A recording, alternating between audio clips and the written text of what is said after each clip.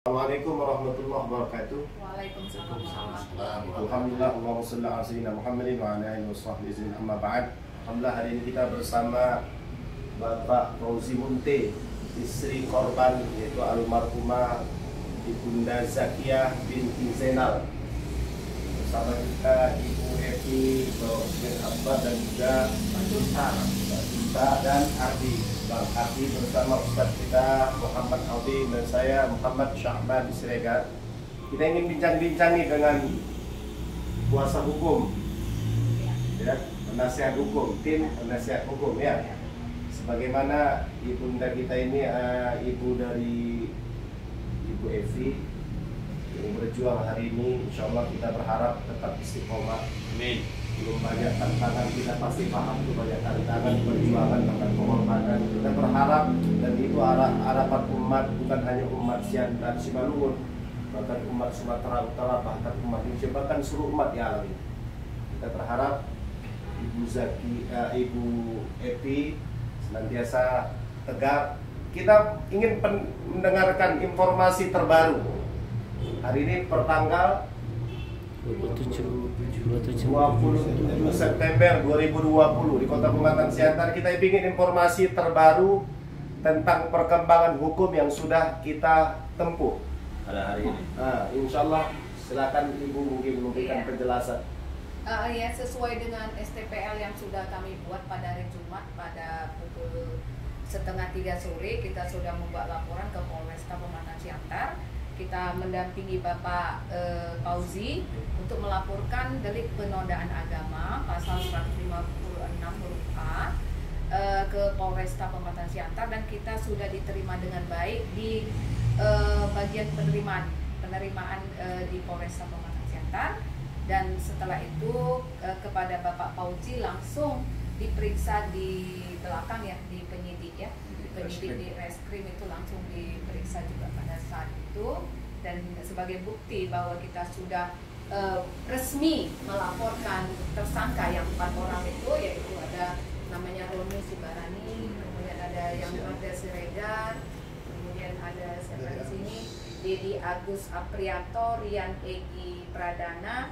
Itu ini ada TPL-nya nomor 431 dan surat kuasa ditandatangani Pak Fauzi, ini amanah.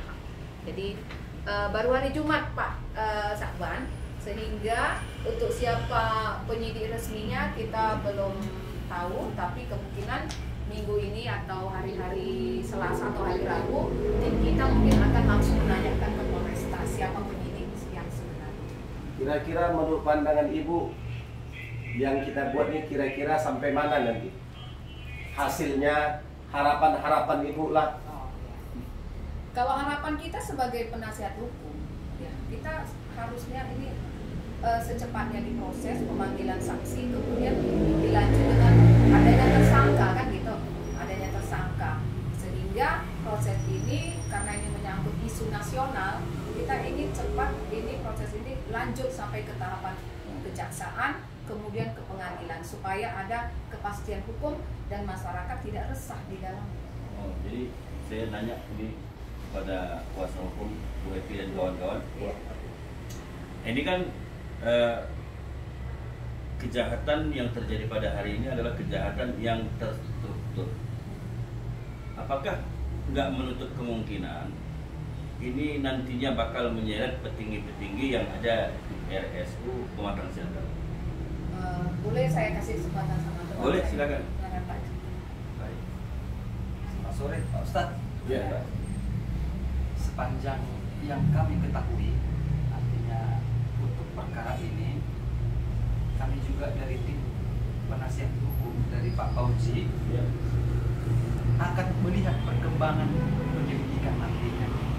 Jelas memang nanti ketika ini sudah diperiksa saksi-saksinya ataupun sudah dipanggil nanti para tersangkanya, nanti akan berkembang.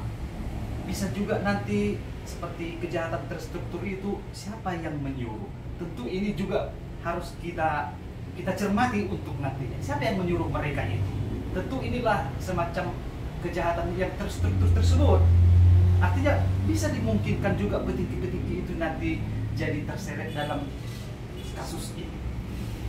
Nah, sangat memungkinkan menyuruh melakukan. Nanti ini kita lihat perkembangannya Pak. Setelah saksi-saksi nanti kemudian diperiksa kembali. Ya. Alhamdulillah pada segenap kaum muslimin muslimat, semua saudara-saudara yang ada khususnya di Pematang Siantar, di Simalungun, di Sumatera Utara, dan seluruh kita yang ada di Indonesia. Hari ini kita duduk bareng bersama Bang Fauzi Munte, bersama Ibu Evi dengan kawan-kawan yang merupakan penasihat hukum daripada Fauzi Munte, dan kemudian bersama juga dengan tokoh-tokoh agama. Maknanya apa? Hari ini kita mau memperjuangkan agar jangan sampai ada lagi wanita-wanita yang dilecehkan di bumi pertiwi ini. Itulah perjuangan kita bersama.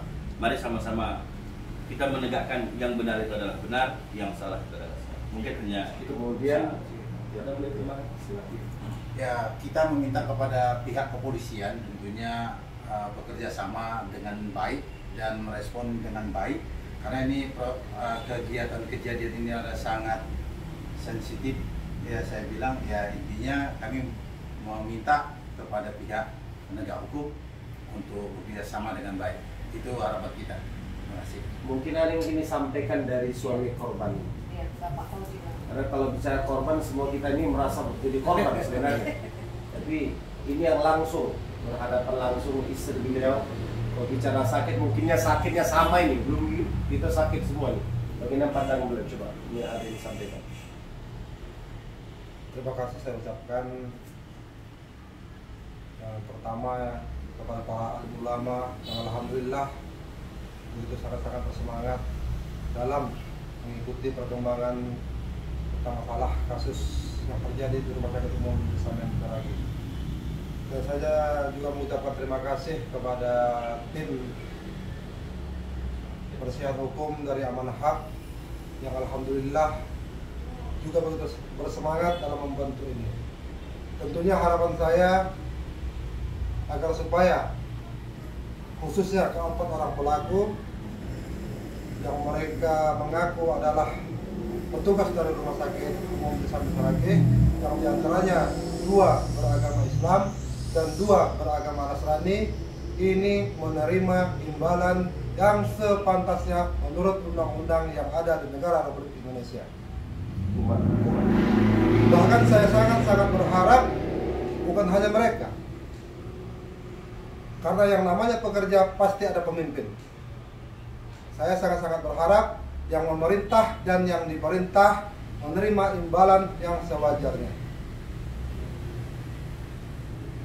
karena sesuatu itu tidak akan pernah terjadi tanpa ada sebab.